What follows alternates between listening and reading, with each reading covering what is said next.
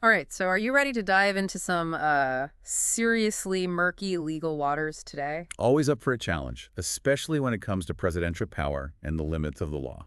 We're talking about whether a president can be held accountable for actions they took while in office. Specifically, we've got this motion from the government, and it's a doozy. They're laying out their case for why former President Trump can be prosecuted for his efforts to overturn the 2020 election. Right, and this isn't just about an election dispute. This is about alleged criminal activity. Exactly. And to help us unpack all of this, we've got expert speaker with us. So where do we even begin with a case like this? Well, the million-dollar question here is where's the line between a president's official duties and their private actions? You see, the government is arguing that in many instances, Trump was acting primarily as a candidate, not as president. Okay, so picture this. Trump's giving a speech, firing off tweets, even talking to his own vice president, Mike Pence.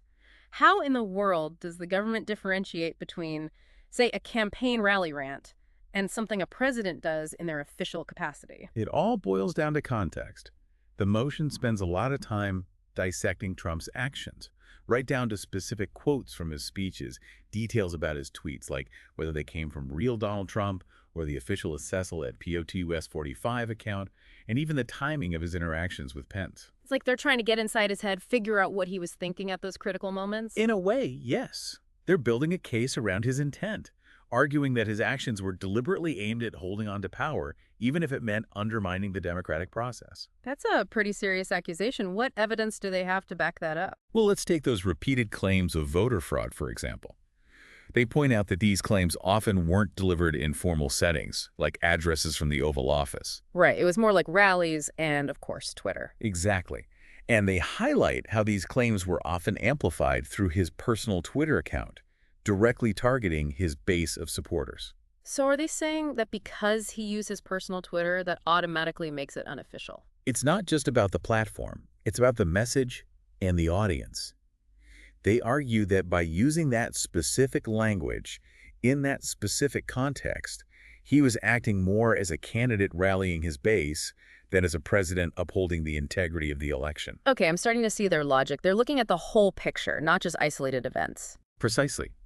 And when you look at it that way, they argue that a pattern emerges, a pattern that points to a concerted effort to overturn the election results, even if it meant bending or breaking the rules. And this is where it gets really interesting, right? Because the government isn't just relying on interpretations of Trump's words, they're going deep into the Constitution itself. Absolutely. They're emphasizing how the Founding Fathers, when they were creating this whole system of government, they were really wary of giving the president too much power, especially when it came to elections. Makes sense. They'd just fought a revolution to get rid of a king. They didn't want to accidentally create a new one. Exactly. They intentionally gave states the primary authority to run their own elections.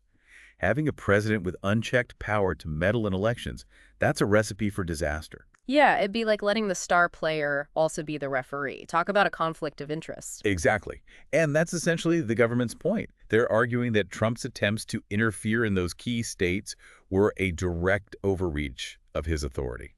Okay, so we've talked about Trump's actions, his intent, and now the Constitution.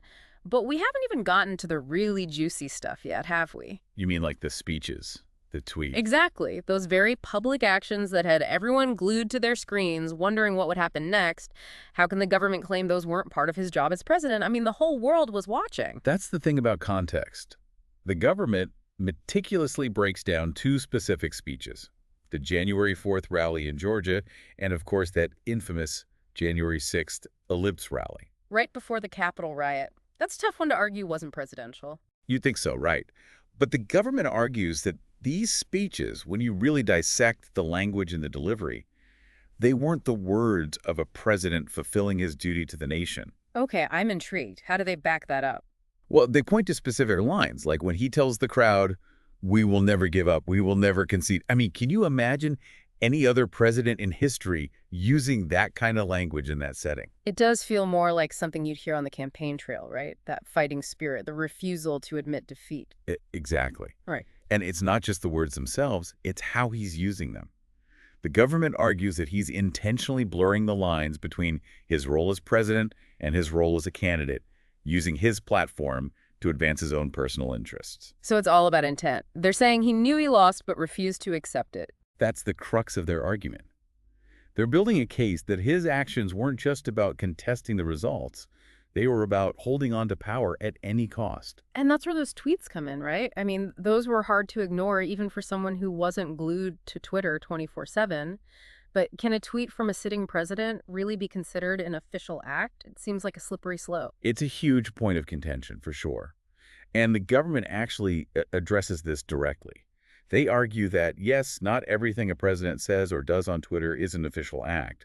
But in this case, the tweets they focus on are directly relevant to their broader argument. So tweets about election fraud, urging his supporters to come to D.C. on January 6th, those kinds of things. Exactly. They highlight how these tweets, especially when you combine them with those earlier claims about a stolen election, they created this powder keg situation. Okay, so they're saying even if he didn't explicitly tell people to storm the Capitol, his words created an atmosphere where it was almost inevitable.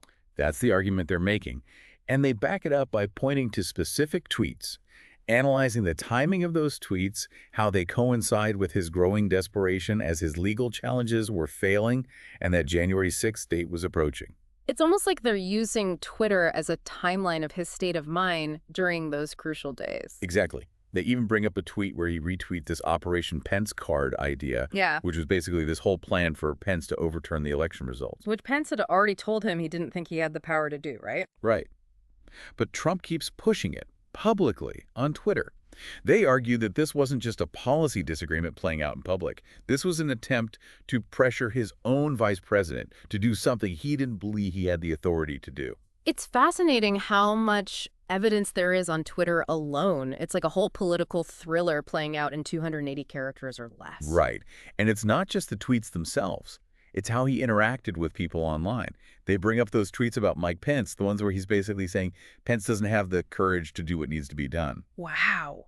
It's one thing to disagree with your vice president. It's a whole other level to publicly shame them on social media for not overturning an election. And that's what the government is getting at. They're arguing that this was a calculated attempt to use his platform, his influence, to reinforce a specific outcome. Okay, so we've got speeches, we've got tweets. It's like a masterclass in how not to use your words when you're the leader of the free world. But the government doesn't stop there, do they? They also delve into his interactions with his own staff during this whole debacle. Absolutely. They're trying to show what was happening behind the scenes, the conversations, the arguments, the moments of panic that led up to Trump's very public statements and actions. And what they paint is a picture of a White House in chaos, with staff members literally begging him to call off the rioters, while he's simultaneously tweeting about Mike Pence not having the courage to overturn the election. Wait, so as people are storming the Capitol, his own staff are pleading with him to intervene, and he's on Twitter ranting about Pence. That's the picture the government is painting with this motion, and it's not a flattering one. They're trying to show that even in that moment of crisis, Trump's focus remained on his own grievances. It's almost unfathomable, isn't it? That even with everything unfolding the way it was, his priority was still holding on to power. And that ties back to their central argument about his intent. They're saying these weren't the actions of a president trying to uphold the Constitution. These were the actions of a man desperate to cling to power, no matter the cost. Okay, so we've talked about Trump's actions, his intent, the Constitution, those explosive speeches and tweets. But this case isn't just about Trump in isolation, right? There's this whole other layer of alleged co-conspirators. Ah, yes, the co-conspirators. This is where it gets even more intriguing, because now we're talking about a potential coordinated effort, not just one man's actions. Right. This isn't just about bad judgment or poor impulse control anymore. This is about a potential conspiracy to overturn the election. Exactly. And the government claims that these private co-conspirators played a key role in this scheme. They allege that these individuals worked behind the scenes to amplify those claims of election fraud, to pressure officials at both the state and federal level, and to sow doubt about the legitimacy of the election. Hold on a second. Private co-conspirators. That sounds like something out of a spy thriller. Are we talking about, like, shadowy figures in trench coats exchanging briefcases full of cash? Not quite. But it is interesting how they use that phrase, private co-conspirators, right? It suggests that these weren't just people offering bad advice in their official capacity. These were folks acting in a private capacity to help Trump challenge the election, potentially crossing legal lines in the process. Okay, so spill the tea. Who are these alleged co-conspirators? Are we talking about cabinet members, high-profile advisors? Give us the inside scoop. Now, you know I can't reveal any classified information. The document itself is very careful not to name names, as these individuals hasn't been formally charged in this particular case. But they do describe this multi-pronged approach, claiming these co-conspirators helped spread those false claims of election fraud, working behind the scenes to sow doubt about the results. So they were like whispering in people's ears, planting fake news articles, that sort of thing. It's not entirely clear what methods they used, but the government describes how these alleged co-conspirators were involved in organizing those fake slates of electors in those key states, trying to create a parallel system to challenge the legitimate electoral votes. Wait, are they saying there was an actual plan to try and replace the real electors with this group of imposters? That's what the government seems to be suggesting, yeah. Yeah. And what's really interesting is that this wasn't just about, like, paperwork or legal maneuvering.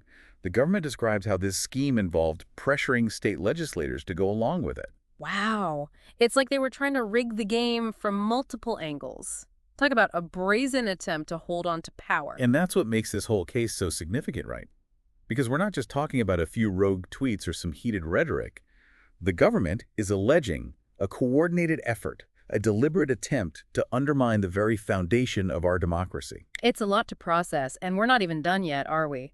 Because the big question still remains, can he actually be prosecuted for any of this? Does any of this fall outside the bounds of presidential immunity? Ugh. Ah, yes, presidential immunity.